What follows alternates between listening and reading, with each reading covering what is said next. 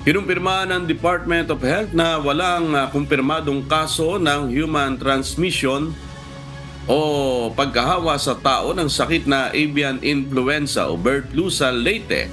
Kasunod ito sa napaulat na kaso ng bird flu sa isang poultry farm sa Kananga nitong March 12, 2024. Dahil dito may mahigpit na binantayan ng DOH ang 23 poultry farm personnel na nagkaroon ng close contact sa mga manok, kung saan ay walang sintomas na nakita sa mga ito matapos ang kanilang 10 araw na quarantine nitong March 28. Sa kabila nito, sinabi ng DOH na mas maigting pa rin ang kagawaran ng surveillance activities sa rehiyon at tututukan din ang pagpapalakas ng mga kampanya upang makaiwas sa banta ng bird flu.